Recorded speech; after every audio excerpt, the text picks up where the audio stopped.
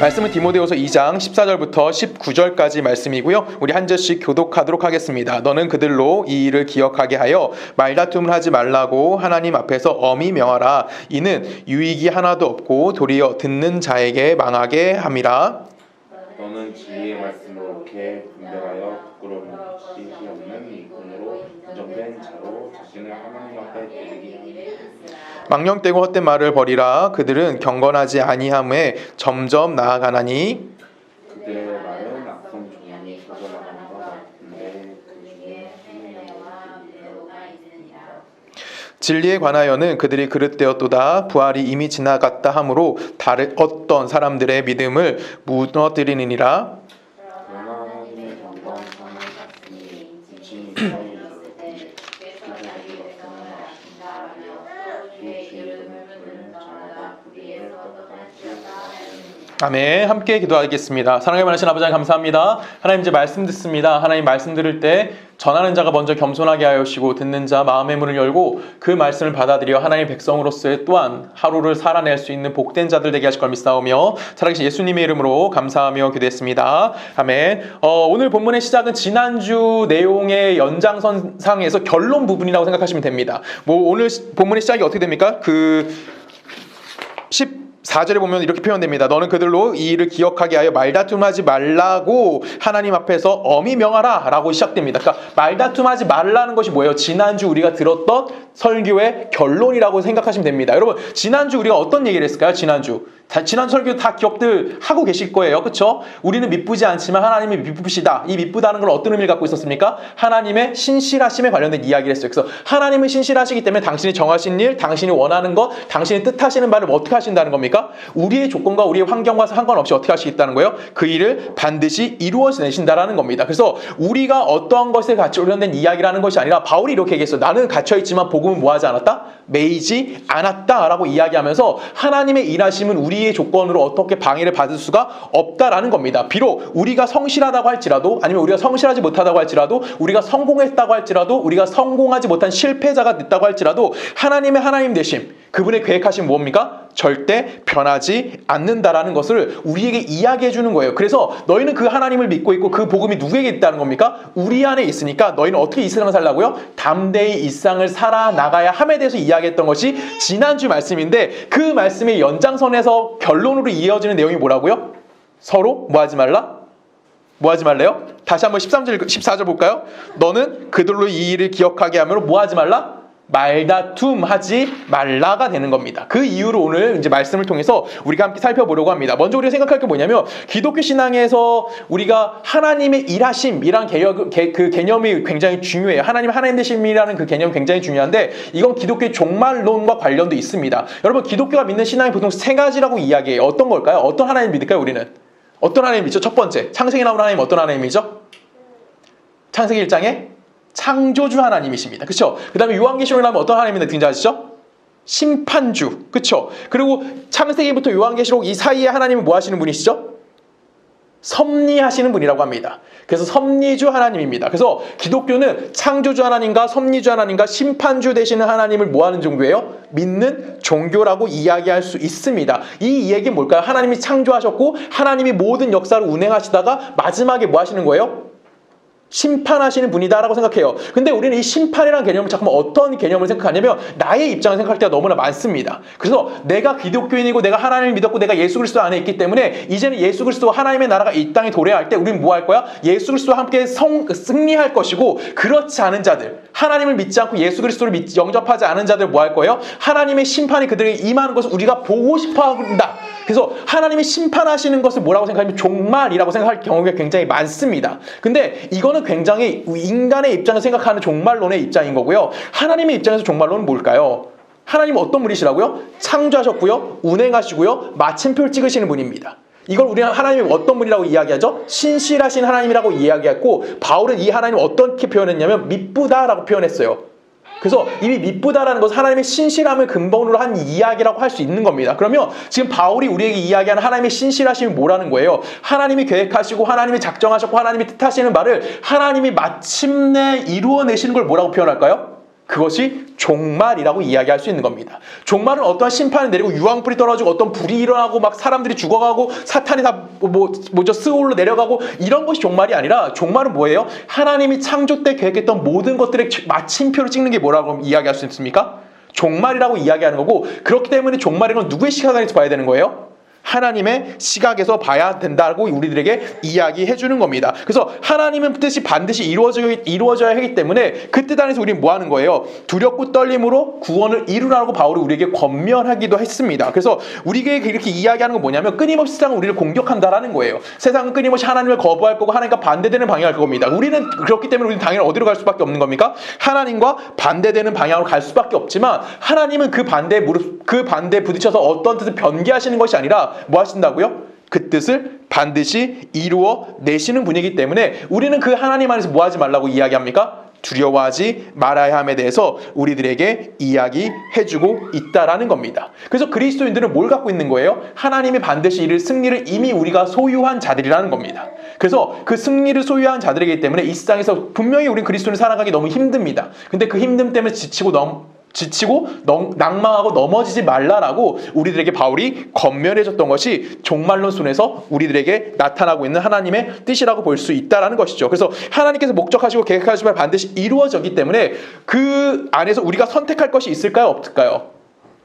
없어요. 하나님은 반드시 자기 것을 이루시는 분입니다. 우리의 조건과 상관없이 이루시는 분이기 때문에 우리가 선택해야 되는 건 뭐예요? 하나님의 뜻을 따라가야 함에 대해서 우리들에게 이야기하는 거고, 성경은 끊임없이 우리들에게 요구하는 건 그것밖에 없다는 거죠. 뭐죠? 하나님의 뜻에 순종하는 삶을 살아라 라고 우리들에게 요구하고 있다라는 거예요. 왜? 이미 우리에게 주어질 복은 어디 있어요? 하나님 나라에 존재하고 있기 때문에 그 승리가 이미 우리 안에 있기 때문에 넌 누굴 따라와야 된다고 이야기하는 거면 나 하나님을 따라와야 한다라고 이야기하는 겁니다. 그것이 지난주 말씀에 핵심이었고, 그것의 마지막 13절에 이렇게 얘기합니다. 제가 읽습니다. 디모데후서 2장 13절에 보면 우리는 믿음이 없을지라도 주는 항상 뭐 하신대요? 믿으시나니 자기를 부인할 수 없으시리라 라고 이야기해요. 그러면 하나님은 뭐라는 거예요? 신실하시다라는 거죠. 우리는 뭐 하다는 거죠? 신실하지 못하다라는 거예요. 하나님은 신실하신 믿으심을 갖고 계신 분이기 때문에 그 뜻을 어떻게 하시는 겁니까? 반드시 이루어 내신다라는 거예요. 우리의 삶에 개입하심을 통해서 우리의 삶을 개입하시고요, 우리 삶에 간섭하시고요, 우리에게 약속을 이루어내심을 통해서 하나님이 뭐 하시는 겁니까? 단 한 번도 실패하지 않으심을 통해서 우리 안에 뭘 이루시는 거예요? 당신이 이루어야 될 그 약속, 우리는 이걸 뭐라고 표현하죠? 은혜를 우리에게 입게 만들어 주시는 분이 누구라는 겁니까? 하나님인 거고, 이것이 무엇이라고요? 믿으심이라는 단어 안에 들어있는 의미이다라고 우리들에게 이야기할 수밖에 없다는 겁니다.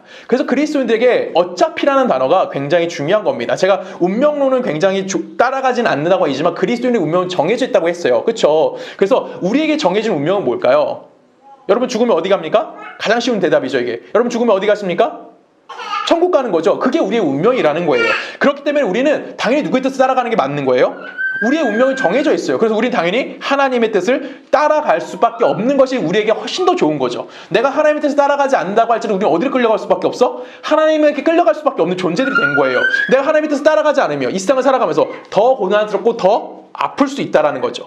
왜? 내가 하나님이 끊임없이 간섭하심을 통해서 네가 바라봐야 될 곳은 이곳이 아니라 하나님 나라라는 것을 우리에게 끊임없이 가르쳐 주시기 때문에 우리는 이 세상을 살아가면서 그렇게 어쩔 수 없이 뭐 해야 되는 거예요? 하나님을 따르는 삶을 선택하는 것이 우리에게 훨씬 더 유리하다라는 겁니다. 거기서 끝나는 것이 아닙니다. 하나님의 이 세상을 계획하시고 이 세상을 운영하시면서 가장 중요하게 생각하는 사람들이 누구죠? 가장 중요하게 생각하는 것?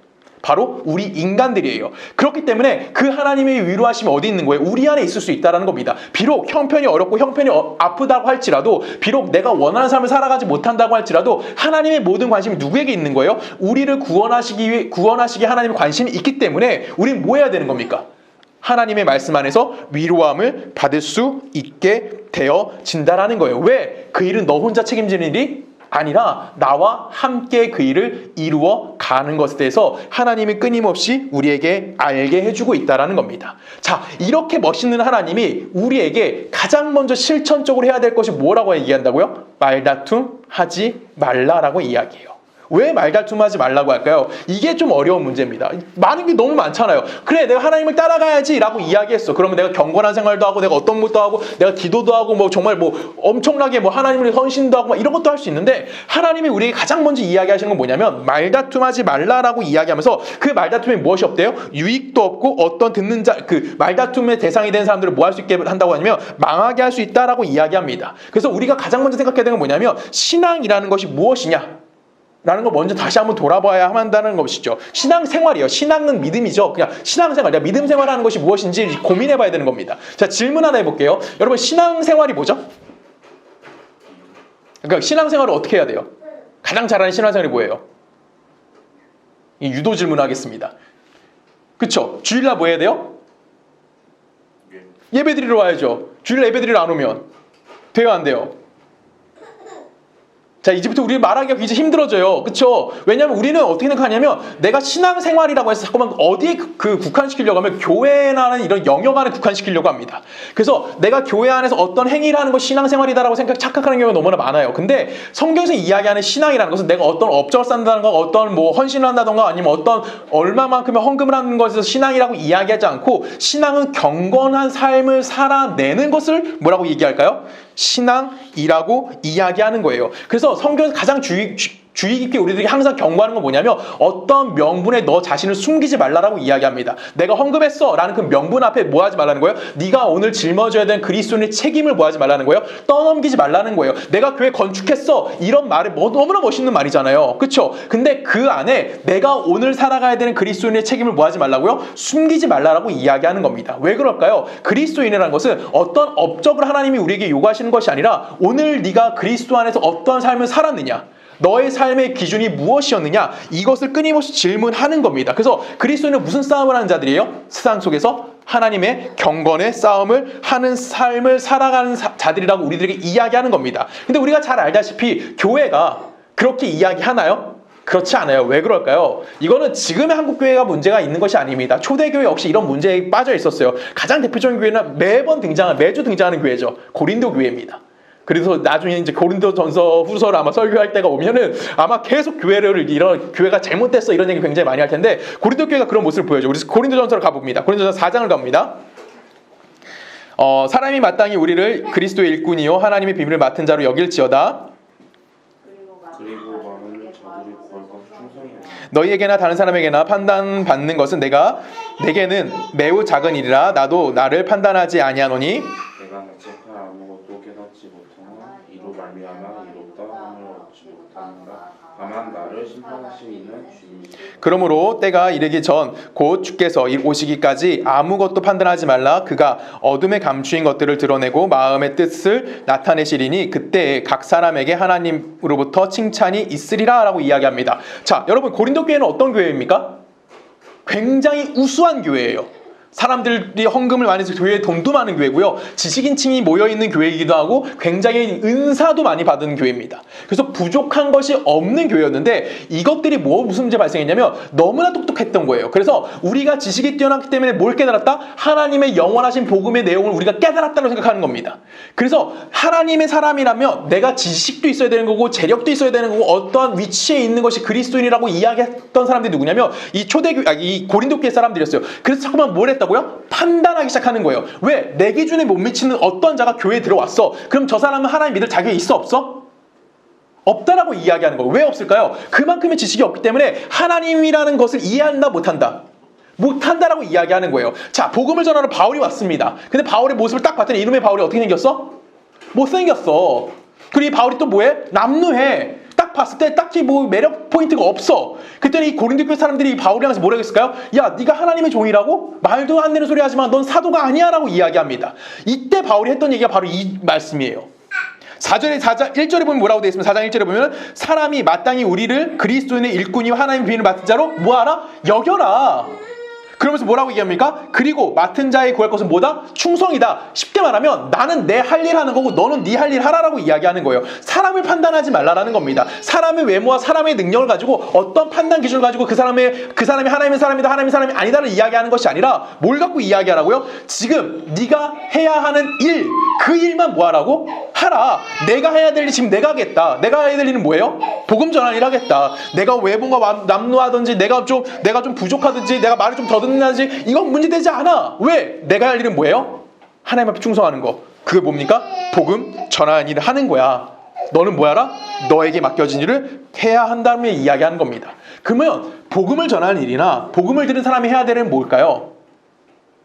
그 복음이 내 안에서 성장되어지는 일. 쉽게 말하면 어떤 겁니까? 맡은 자의 충성이라는 것은 우리의 신앙의 진보가 이루어져 가야 함에 대해서 이야기하는 거예요.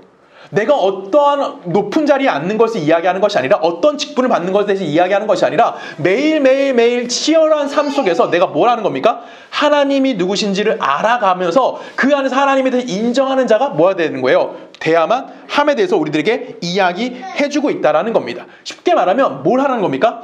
믿음을 실천해야만 된다는 거예요. 이게 어려울 수도 있습니다. 그렇지만 바울은 우리에게 이야기하는 거죠. 그래서 4장의 결론쯤에 가면 이런 말씀이 나와요. 4장 20절에 보면 뭐라고 되어 있냐면 하나님의 나라는 말에 있지 아니하고 오직 뭐에 있다? 능력에 있다라고 이야기합니다. 여러분 여기서 말하는 능력이 뭘까요? 저 슈퍼맨이 되라는 걸까요? 내가 돈을 많이 버는 재력이 능력일까요? 아니면 학식이 능력일까요? 지식이? 아닙니다. 여기서 이야기하는 능력은 떠드는 그 말에 있는 것이 아니라 어디 있다고요? 경건에 있다라고 이야기하는 거예요. 그래서 여기서 말하는 능력은 뭡니까? 경건의 능력을 가지고 말을 하고 있는 겁니다. 자신이 신앙이 얼마나 컸는지 돌아보라고 바울이 우리에게 이야기하는 거예요. 누군가를 판단하기에 앞서 지금 너가 신앙생활을 얼마나 잘하고 있느냐, 지금 네가 신앙의 진보가 얼마나 잘 일어나고 있느냐, 지금 너의 실력이, 여기서 말하는 실력은 신앙의 그 경건의 실력을 이야기하는 겁니다. 이 경건의 실력이 지금 네가 어느 정도까지 와 있는지에 대해서 이야기하라. 그걸 이야기해야지 지금 네가 누군가의 모습을 보고 판단하면 된다 안 된다? 안 된다라고 이야기해요. 이것이 현실에서도 가장 잘 드러나는 것이 저는 문화에 있어서 비평가와 창작가 사이에서의 일이라고 생각합니다. 여러분 비평가의 직업은 뭡니까?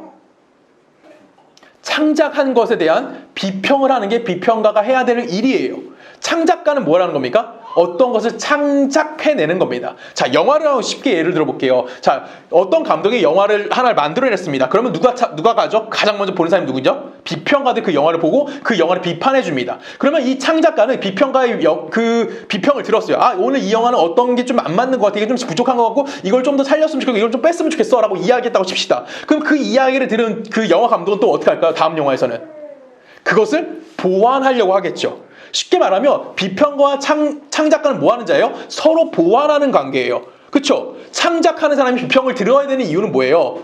붙는 이유는 뭐예요? 더 좋은 창작물을 만들어내는 거고요.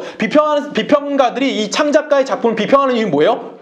대중에게 더 홍보돼줄 뿐만 아니라 더 좋은 작품을 내놓게 하기 위해서 어떤 영양분을 제공해 주는 것이 비평가의 역할인 겁니다. 그렇죠? 근데 우리는 자꾸만 어떻게 생각하냐면 그래서 우리 이 중에서 가장 중요한 건 뭐냐면 비평가나 창작가나 뭐 하는 거예요? 동일선상에 있어야 되는 거예요. 근데 우리는 자꾸만 어떤 식으로 생각하냐면 자꾸만 비평가가 더 높다라고 생각하죠. 그리고 비평가들 중에서 그런 사람들도 있습니다. 그래서 비평가들이 자기가 높은 위치에서 이 창작가를 비평하고 있다라고 생각하는 사람도 있어요. 그러면 이 비평가의 삶을 오래 살 수 있을까요? 오래 못 갑니다. 결론은 이 비평가도 망하고요. 이 비평가의 비평을 듣는 창작자는 어떻게 할까요? 같이 망할 수밖에 없는 것이라고 이야기하는 거예요. 이런 모양이 어디에서 등장합니까? 우리의 신앙 안에서도 너무나 자주 등장하고 있어요. 여러분 제가 다시 한번 질문하면 여러분 똑같이 대답하실 겁니다. 여러분 신앙이 좋다는 게 뭘까요? 헌금 많이 하는 거요, 주일 성수 다 하는 거요, 뭐 봉사 많이 하는 거요, 아니면 내가 어떤 성경에 대한 지식이 많은 거요. 우린 보통 이렇게 이야기합니다. 그래서 보통 교회 안에 오면은 누가 소리를 치죠? 교회 생활 오래 하신 분들이 소리를 높이십니다. 목소리가 제일 크십니다. 봉사 많이 하시는 분들이 뭐 하시죠? 목소리가 제일 크고요. 우리는 또 그들을 보면서 저분 참 신앙이 뭐하다? 좋다라고 생각할 때도 너무나 많다라는 것이죠. 하지만 여러분 신앙은 뭘까요? 신앙은 목소리 크기가 아닙니다. 신앙은 삶 자체가 되어져야만 하는 겁니다. 여러분 저희 교회가 개척한 지 이제 4년을 향해 가고 있습니다. 아직 4년은 되지 않았고요. 이제 4년을 향해서 전진해 가고 있는 중입니다. 그래서 저는 저희 교회가 참 좋습니다. 특히 뭐 너무 우리 성도님들 자체가 너무나 감사하기도 합니다. 비록 우리는 적은 인원이 모이고요. 비록 우리는 뭐 좋은 활동을 많이 하는 교회도 아니고요. 어떤 이렇게 액티비티한 활동을 또 하는 교회도 아니 굉장히 좀 조용한 교회의 모습처럼 보이기도 합니다. 근데 우리 한 사람 한 사람들을 보면은 참 너무나 좋은 게 많습니다. 그래서 왜 그러냐면 우리 성도님들의 삶을 보면 각자의 현실 속에서 어떻게 내가 그리스도인을 살아야 하는지에 대해서 고민하는 것들이 보여요. 그것이 어떻게 제가 확인할까요? 여러분 삶을 제가 찾아가지는 않습니다. 근데 여러분 우리 교회에 매 주일마다 이런 분이 계세요. 어떤 분이냐면 예배 마치고 먹을 음식을 항상 싸우시는 분이 계십니다. 그렇죠? 그런 분이 항상 계세요. 그리고 뿐만이 아니라 교회에 어떤 물건이 떨어져 아니면 그 물건이 필요하다고 생각해요. 그럼 말도 안 하고 그 물건을 뭐 하실까요? 사갖고 오시는 분도 계세요. 그리고 우리 교회는 뭐 아시다시피 온라인이 좀 많이 되는 교회입니다. 온라인 주축이 되어 있는 교회이긴 하지만 우리 교회에서 멀어서 뭐 세종이나 베트남에서 멀어서 예를 들어서 멀어가지고 교회에 찾아오지 못하지만 교회에 문제들이 발생할 때마다 제가 여러분들 기도 제목 얘기할 때마다 항상 나에게 먼저 전화를 하신다는 거 문자를 줘가지고 저를 위로해 주시는 분들 계세요. 그리고 용기를 주시는 분들 계십니다. 그쵸? 근데 저는 이런 분들이 단 한 분도 오늘 내가 뭐 사왔어요. 여러분 내가 이거 준비했어요. 내가 이거 목사님을 위로해 줬어요. 내가 얼마큼 헌금을 하고 있어요. 이렇게 자랑하시는 분들 보신 적 있으십니까? 아무도 없어요. 우리 교회는 아무도 그런 걸 이야기하지 않습니다. 그냥 그것을 하고 있는 거죠. 그래서 저는 여러분들의 현실 속에서 그 삶을 살아내고 있는 중이라고 생각을 합니다. 그래서 너무나 감사해요. 비록 우리 교회는 적은 인원이 모입니다. 비록 여러분 앞에 서 있는 목사가 부족한 게 너무나 많은 사람이기도 합니다. 비록 우리는 좋은 예배의 환경을 갖고 있지도 못합니다. 하지만 여러분들은 뭐하고 있는 거예요 지금?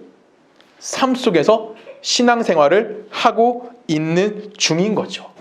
우리 교회의 표어가 뭡니까? 빌립보서 4장 5절에 나오는 관용입니다.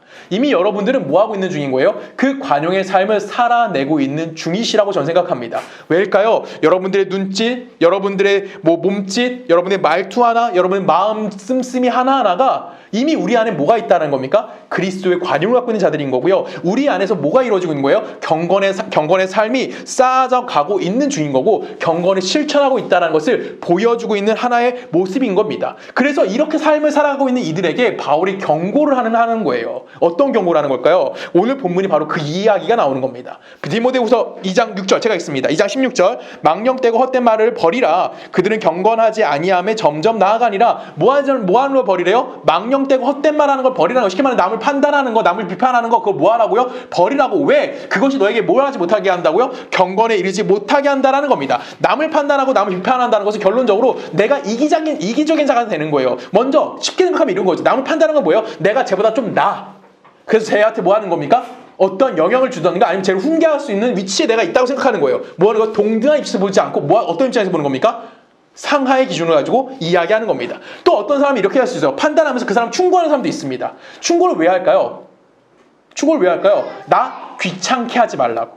야, 너 이거 빨리 저거 해. 그리고 나한테 더 이상 귀찮게 하지 마. 이게 여러분 안에 깔려있는 내용이에요. 그쵸? 거기서만 끝나는 것이 아니에요.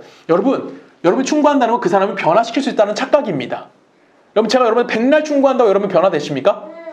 안 변해요. 여러분 성경 읽으세요? 성경 읽으십니까 여러분?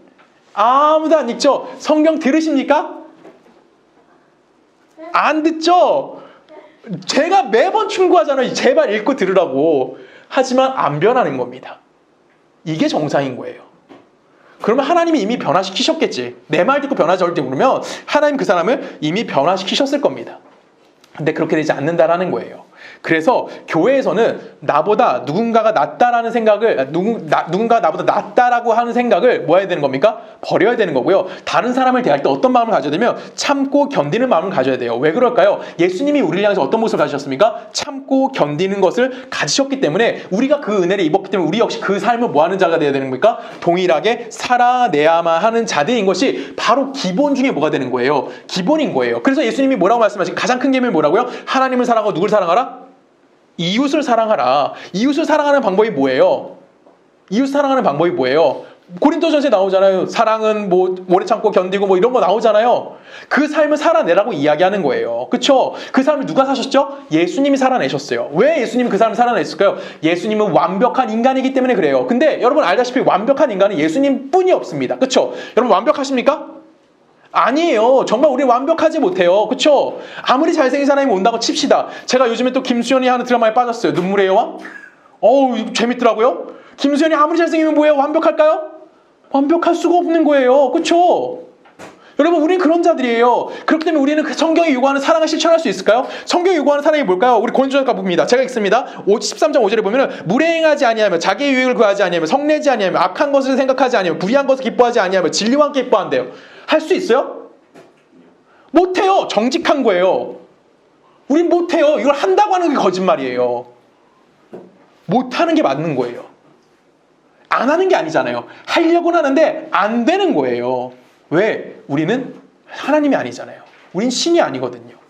우린 예수가 아니거든요. 예수는 그걸 했어요. 그래서 우리는 그 예수가 우리에게 이렇게 엄청난 걸 하신 것처럼 뭐 하는 자가 되어야 되는 거예요? 그것을 닮아갈 수 있는 삶을 살아야 되는 겁니다. 이게 신앙인이 해야 되는 싸움인 거예요. 우리는 세상과 뭐 마귀와 싸워 이겨 승리해야 된다 이런 싸움을 하는 게 그리스도인이 아니라 내게 주어진 현실 속에서 내가 신앙의 싸움을 할 수 있느냐, 신앙의 진전을 위해서 끊임없이 어떤 걸 해낼 수 있느냐, 한 걸음 더 예수 그리스도에 다가갈 수 있느냐, 이 질문을 끊임없이 우리들에게 하고 있다라는 겁니다. 성경을 읽어보겠습니다. 우리 고린도후서 2장으로 갑니다. 우리 한 절씩 교독합니다. 2장 17절부터 한 절씩 교독할게요. 그들의 말이 악성 종양이 퍼져나간 가 같은데 그 중에 후메네오와 빌레도도 있느니라. 진리에 관하여는 그들의 그릇되었도다. 부활이 이미 지나갔나. 그러므로 어떤 사람이 믿음으로 보면. 자, 우선 그들이 여기서 등장하는 뭐라고 얘기합니까? 잘못된 자들이 이야기하는 것이 뭐라고 얘기해요? 악성 종양같이 말하고 있다라고 이야기해요. 여러분 악성 종양은 뭐죠? 암이에요. 근데 이 암이 번집니까 안 번집니까? 번지게 되는 거예요. 우리도 모르게 암은 번져버리는 거예요. 그게 뭐냐면 악성 종양인 거예요. 지금 바울이 하는 얘기가 바로 이겁니다. 그들이 말하니 뭐가 되는 거예요? 악성 종양처럼 퍼져나가고 있다는 거예요. 한번 그 속에 들어와서 도려내지 않으면 뭐 하는 겁니까? 그것이 뭐 할 수밖에 없어요? 끊임없이 퍼져나갈 수밖에 없다라고 얘기하면서 서로 다 뭐 하게 되는 거예요, 그러면? 죽거나 망하게 될 수밖에 없다라고 이야기해요. 18절에서 그게 나오는 겁니다. 뭐라고 하냐면 진리에 관하여 그들이 그릇되었도다 라고 이야기해요. 진리는 뭐예요? 하나님의 구원에 관해서 이야기하는데 그들이 잘못된 구원론을 갖고 있어 라고 이야기하는 겁니다. 그것이 뭡니까? 부활이 이미 지나갔다. 여러분 부활이 이미 지나갔다. 이거 굉장히 들으면 그렇지 예수 그리스도의 부활이 지나갔으니까 우리 모두 구원받았어 라고 생각하는데 굉장히 일리 있는 말 같죠? 이게 어디에 영향을 받는다면 헬라주의 이원론의 근간을 두고 있는 영지주의의 근간을 두고 했던 이야기입니다. 여러분 영지주의는 뭐죠? 영과 육을 완전히 분리시키는 거예요. 그래서 영은 선한 거고요. 육은 악한 겁니다. 그래서 내가 영이 선하기 때문에 이미 내 영은 누구와 함께 있어? 하나님과 함께 있는 거야. 그래서 내 육체가 하는 짓은 뭐 하는 거야? 내가 하는 것이 아니다라고 이야기하는 거예요. 극한의 쾌락주의가 어디까지 들어온 겁니까? 교회 안에까지 들어오게 되었다라고 이야기하는 겁니다. 그래서 극한의 쾌락주의 영지주의자들이 들어와가지고 뭐 하는 겁니까? 교회를 분란일으킨 거예요. 야, 난 이미 구원받았어. 부활이 이미 지나갔거든. 그래서 나는 어디 있다? 하나님 곁에 있어. 내 육체가 하는 나쁜 짓들은 내가 하는 게 아니라 그냥 나쁜 육체가 그 육체의 약함을 끊임없이 이야기하고 있는 거야 라고 이야기하고 있다라는 거예요. 이것이 실질적으로 일어났기 때문에 바울이 경고하는 겁니다. 뭐 하지 말라고요? 사투는 말하지 말라고. 뭐 하지 말라고? 판단하지 말라고. 뭐 하지 말라고? 입조심하라고. 왜? 그렇게 말함을 통해서 우리가 뭐 할 수 있기 때문에 죄를 범하고 악성 종양 같은 삶을 살 수밖에 없기 때문에 그래요. 그래서 19절에 바울이 우리에게 이렇게 얘기해요. 그러나 중요한 단어가 나오는 거예요. 그러나 하나님의 경고한 터는 뭐했다? 섰으니 인침이 있어 일렀을 때 주께서 자기 백성을 아신다하며 또 주의 이름을 부르는 자마다 불의에서 떠날지어다 하였느니라라고 이야기합니다. 이 하나님의 경고한 터가 섰다. 이게 무슨 의미일까요? 영지주의 사이에서 뭐가 쓴 거예요? 하나님의 경고한 터가 섰다라고 이야기하는 거예요. 이거를 어디에서 우리가 좀 쉽게 찾아볼 수 있냐면 바울의 시 시편 40편에서 살펴볼 수 있습니다. 여러분 바울의 시 시편 40편은 뭐 찬양으로도 유명한 시긴 해요. 제가 읽을게요. 내가 여호와를 기다렸더니 귀를 기울이사 나의 부르짖음을 들으셨도다. 나를 기가 막힐 웅덩이와 수렁에서 끌어올리시고 내 발을 반석 위에 두사 내 걸음을 견고하게 하셨도다 라고 이야기합니다. 여러분 이 바울이 이 시는 언제 썼을 것 같습니까? 언제 썼을 것 같아요 이 시를? 밧세바 사건 이후에 회개한 이후에 쓴 시입니다. 지금 자기가 기가 막힌 웅덩이에 갇혀 있대요. 근데 하나님이 뭐 하셨다고요? 2절에 보면 뭐라고 돼 있어요? 나를 기가 막힌 웅덩이와 수렁에서 끌어올려서 내 발을 어디 위에 두셨다? 반석 위에 두셨다라고 해서 메시아상을 이야기하는 거거든요. 지금 다윗이 뭐라고 얘기하는 거냐면 지금 나를 하나님이 기가 막힌 웅덩이에요. 수렁에서 날 끌어올리셨대요. 여러분 수렁이 뭐죠? 늪을 얘기해요. 늪은 뭐 할 수 있어요? 내가 힘을 주면 빠져나와야 들어가요. 들어갈 수밖에 없는 것이 뭐예요? 수렁이에요. 근데 그곳에 뭘 세우셨다고요? 하나님의 반석을 세워서 나를 그 위에 세웠대. 그럼 나는 이제 빠져 안 빠져? 안 빠지는 거예요. 지금 19절에서 나오는 하나님의 견고한 터가 뭐라는 거예요? 바로 그런 늪에서 나를 지켜주시는 하나님의 터가 있다라는 거예요. 그 위에 누가 날 세웠다고요? 하나님이 나를 그 위에 세워주셨다라고 이야기하는 거예요. 그래서 그리스도인들은 내 힘과 내 능력으로 살아가는 것이 아니라 어떻게 살아가는 거예요? 예수 그리스도의 이끄심, 하나님의 계획과 하나님의 섭리 안에서 뭐하는 자가 되는 거야? 삶을 살아가는 자가 되어져야만 한다라고 이야기하는 것이, 그것이 뭐라고 얘기하는 겁니까? 그것이 신앙이다라고 우리에게 이야기하고 있는 거예요. 하나님께서는 예수 그리스도라는 반석을 그리스도인들을 위해서 뭐 하셨습니까? 세우셨고요. 우리는 그 위에서 내 힘과 내 능력으로 살아가는 것이 아니라 누구의 뜻에 순종하며 살아가는 거예요? 하나님의 뜻, 하나님의 믿부심에 이끌려가면서 뭐 하시는 겁니까? 뭐 하는 삶을 사는 거예요? 내가 오늘의 삶을 살아가야만 한다라는 거예요. 바울이 그렇게 살게 된 거예요. 바울이 밧세바를 범하고 큰 죄를 졌을 때 회개해야 되는 자신의 모습을 깨닫게 됩니다. 밧세바 사건 이후에 다윗이 뭐라고 고백한지 아십니까, 여러분? 내가 모태에서부터 죄인이었다라고 이야기해요. 자신의 죄인의 근본을 깨닫게 된 거예요. 근데 그 근본, 이제 내가 살아갈 근거를 주세요 했더니 하나님이 뭘 주셨다고요? 내가 너의 반석이야. 하나님 우리에게 오늘 뭘 주십니까? 하나님의 견고한 터, 예수 그리스도를 우리에게 주신 거고요. 우린 그 예수 그리스도를 뭐 하는 자들입니까? 밟고 서 있는 자들인 겁니다. 이게 본문에 나오는 하나님의 견고한 터가 섰다란 의미인 거예요. 이건 뭐와 비교가 될까요? 17절에 나오는 악성 종양과 비교가 되는 단어입니다. 여러분, 악성 종양이 뭐죠? 방금 이야기했던 교회 안에 들어왔던 이단 중에 하나인 영지주의자들인 거고요. 영지주의자는 뭘 얘기합니까? 내 영은 이미 하나님과 함께 있어. 육체의 죄는 죄가 아니야. 나와 관계없는 거야. 이런 궤변을 떠들고 있었다고요. 그런 자들 속에 우리가 뭐 하는 겁니까? 경건이 깨질 수밖에 없는 거고요. 그들과 함께 살아가다 보면 결론적으로 내 생각과 내 뜻과 내 의지가 뭐가 되는 겁니까? 하나님의 뜻이 넘어서게 되고 이제는 내가 뭐 하는 거예요? 내 힘대로 살아가려고 하는 거죠. 그게 뭐 누구의 삶인 겁니까? 아담적 범죄를 짓고 살아가게 되어지는 겁니다. 그래서 바로 우리에게 뭘 얘기하는 겁니까? 그리스도의 믿음을 갖고 살아야 함에 대해서 이야기하는 거예요. 그 믿음이 뭐예요? 바로 예수 그리스도를 반석으로 해서 그 위에 들어가서 뭐 하는 자입니까? 내 생각과 내 능력과 내 뜻대로 살아가는 것이 아니라 하나님의 인도하심과 하나님의 계획하심에 순종하는 삶으로 내가 뭐 해야 된다? 삶을 살아가야만 함에 대해서 이야기하는 겁니다. 그것이 뭐예요? 첫 번째 등장하는 것이 말다툼 하지 마라. 왜? 그거는 너에게도 유익이 되지 않고 또 누구에게도 그 말다툼하는 자에게도 유익이 되지 않아 서로 망하게 되는 거기 때문에 뭐 하지 마라? 경건을 세울 수 없는 거야. 그래서 말다툼 하지 말아야 함에 대해서 우리들에게 이야기해주고 있다라는 겁니다. 오늘 여러분들의 삶은 어디에 위에 서 계십니까? 하나님의 견고한 터 위에 계십니까? 아니면 내 힘과 내 능력에 여러분 서 계십니까? 모든 그리스도인의 삶은 이미 어디 있는 거예요? 하나님의 견고한 터 위에 있는 겁니다. 그 위에서 내가 힘줄 수는 있어요. 근데 우리는 어디를 끌려갈 수밖에 없는 거예요? 하나님의 이끄심에 끌려갈 수밖에 없기 때문에 성경이 우리에게 요구하는 건 딱 하나입니다. 신앙의 진전을 이루어야 한다라는 것이 그리스도인들에게 요구되어지는 거예요.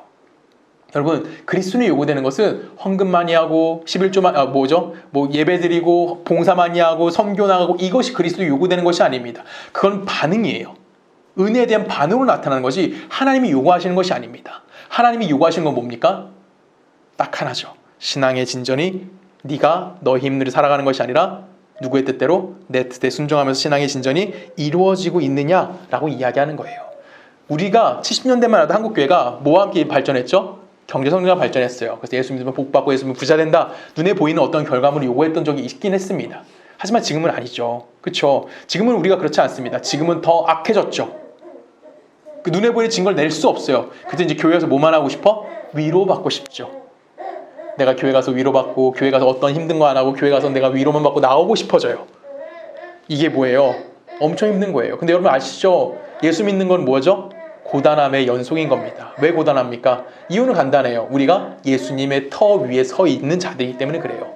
우리 세상에 있지 않아요. 내 힘과 내 뜻대로 살아갈 수 없고 하나님에게 이끌려가는 삶을 살기 때문에 세상은 끊임없이 누굴 공격하는 겁니까? 우리를 공격해낼 수밖에 없는 겁니다. 그래서 우리는 뭐 하는 거예요? 그 위에서 고통스러울 수밖에 없고 고난된 삶을 살아갈 수밖에 없기 때문에 그렇다라는 것이죠. 그렇지만 우리는 그 속에서 뭐 하는 겁니까? 하나님 되심을 이해할 수 있게 되어지는 거예요. 그래서 이제는 내가 세상 속에서 하는 것이 아니라 하나님의 것을 더 바라보면서 내가 경건한 삶을 살아낼 수 있는 자가 되어질 수 있게 되어진다는 겁니다. 왜요? 이제 내 눈에 누가 보이니까 하나님이 보이고 이 세상은 외면하게 되는 삶을 살 수 있게 되어지기 때문에 그렇다라는 것이죠. 그것이 오늘 본문에 나오는 뭡니까? 하나님의 견고한 터가 서 있다라는 것을 우리들에게 이야기해 주는 거예요. 제가 요즘 저희 설교 시간마다 저희 집사람 얘기를 자주 해서 좀 미안해요. 그 집사람도 이제 그만해! 라고 얘기는 하긴 했어요. 근데 오늘 하루 더 자랑하겠습니다. 네. 뭐냐면 제가 집사람한테 항상 잘하지 않아요. 그쵸? 집사람이 눈물 흘리게 하는 날이 훨씬 더 많은 것 같아요. 웃게 하는 날보다 속상하게 하고 눈물 흘리게 하는 날이 훨씬 많을 거라고 생각을 합니다. 근데 그렇게 눈물 흘리고 난 다음 날인 주일날 제가 예배를 마치고 집에 가면서 묻습니다. 맨날 물어봐요. 야, 오늘 설교 어땠어? 그럼 집사람이 딱 한마디 합니다. 뭐라고 할까요? 은혜로웠어. 저와 싸우고 예배에 왔어. 근데 집에 가면서 뭐라고 얘기해? 은혜로웠어 라고 얘기해요. 우리 집사람은 나한테 은혜롭다고 이야기할 상황인가요? 아니잖아요. 그럼에도 불구하고 뭐하고 있는 거예요? 은혜로웠다라고 이야기해주고 있는 거예요. 다툼을 하지 않는다라는 거죠. 이게 뭐예요? 하나님의 견고한 터 위에, 하나님의 진리의 터 위에 서 있는 사람의 모습인 겁니다. 상대방을 향해서 따뜻함을 갖고 있는 거고요. 상대방을 향해서 격려하는 걸 갖고 있는 거고요. 상대방의 편을 들어줄 수 있는 것. 누구와 동일한 삶인 겁니까? 예수 그리스도가 우리에게 보여준 삶과 동일한 삶을 살아가고 있는 것. 이것이 무엇이냐면 바로 신앙의 진전이 이루어지고 있는 삶이라고 성경은 우리들에게 가르쳐주고 있는 겁니다. 우리 마지막으로 디도서로 한번 갑니다. 우리 디도서 11절부터 15절까지 우리 한 절씩 읽어볼까요? 모든 사람에게 구원을 주시는 하나님의 은혜가 나타나 경건하지 않은 것과 이 세상의 정욕을 다 버리고 신중함과 외로움과 경건함으로 이 세상을 살고 복스러운 소망과 우리의 크신 하나님 구주 예수 그리스도의 영광이 나타나심을 기다리게 하셨으니 그가 우리를 대신하여 자신의 주시면 모든 불법에서 우리를 생명하시고 우리를 깨끗하게 하신 선한 일을 열심히 하는 자기 백성이 되게 하여 주십니다. 너는 이것을 말하고 권면하며 모든 권위로 책망하며 누구에게든지 업신여김을 받지 말라라고 얘기합니다. 자, 바울이 마지막에 뭐라고 얘기하고 있어요? 누구에게든지 업신여김을 받지 말라라고 얘기해요. 왜 그럴까요? 왜 우리에게 업신여김을 받지 말라라고 할까요? 우리가 그렇게 하기 위해서 뭐라고 했는데요? 우리 11절부터 보면 답이 다 나옵니다. 모든 사람이 구원을 주신 하나님의 은혜가 누구에게 나타났어요? 우리에게 나타난 거예요. 12절에 보면 뭐라고 되어 있습니까? 12절에 보면은 세상의 정욕을 다 버리고 신중함과 의로움과 경건함으로 이 세상을 살고 13절에 보면 뭐라고 되어 있어요? 14절에 보면은 우리를 깨끗하게 하사 선한 일을 열심히 하는 자기 백성이 되게 하려 하심이다 라고 이야기합니다. 우리가 상대방에게 업신여기지 받지 않게 되는 이유는 뭐라고요? 구원의 은혜가 우리 나타난 거고요. 그래서 우리는 신중한 거고요. 우리는 의로운 거고요. 우리는 경건함으로 이 세상을 살아가는 자들이고요. 우리는 이 세상 속에서 뭐 하는 자들입니까? 하나님의 선한 일을 열심히 행하고 있는 자들인 겁니다. 그것이 뭐예요? 신앙의 생활하는 거고요. 경건한 삶을 살아내는 겁니다. 성도의 성도됨은 인격과 태도의 변화로서 나타나는 겁니다. 어떤 업적을 쌓는 것이 아니라 성도의 성도됨은 내가 삶 속에서 내가 어떤 인격적 반응이 나타나는지가 그것이 성도라는 것에 대한 의미라는 것을 우리에게 이야기해 주는 겁니다. 여러분의 형편으로 우리 자신들을 판단하지 않으셨으면 좋겠습니다. 우리는 내 삶 속에서 하나님이 이미 진리의 터 위에 서 있다는 사실을 기억하셨으면 좋겠고 그 터 위에서 뭘 기억하는 겁니까? 신앙의 삶을 살아내는 자들이라는 사실을 여러분 꼭 기억하시고 오늘 하루 주님 앞에 승리할 수 있는 복된 날이 되기를 주님의 이름으로 간절히 부탁드립니다. 우리 함께 기도하시겠습니다. 사랑을 마신 아버지 하나님 감사합니다. 하나님의 놀라운 사랑과 하나님의 은혜 안에 오늘 우리가 살아있음을 고백합니다. 하나님의 진리의 터가 이미 우리가 그 위에 서 있습니다. 그렇기에 나는 세상 속에 아프고 고될지라도 그 하나님의 위로하심과 하나님의 이끄심 안에 또한 하나님이 우리에게 주실 복 안에 내가 삶을 살아낼 수 있는 거룩한 자가 되어지게 하여 주시옵소서. 하나님의 경건을 이루어가며 그 경건을 이루어가는 것이 우리의 기쁨이 되기를 소원하는 우리 모두이기를 원합니다. 이제는 우리 주 예수 그리스도의 은혜와 성부 하나님의 사랑과 성령님의 내주되심이 하나님의 나라의 백성으로서 성도됨을 잃지 않는 성도됨을 유지하고 성도됨을 이 세상 가운데 드러내기를 소원하는 우리 서초동네교회 모든 성도님들의 삶과 그들의 가정과 그들의 직장과 그들이 살고 있는 모든 나라 가운데 지금부터 영원히 함께 하시기를 간절히 축원하옵나이다.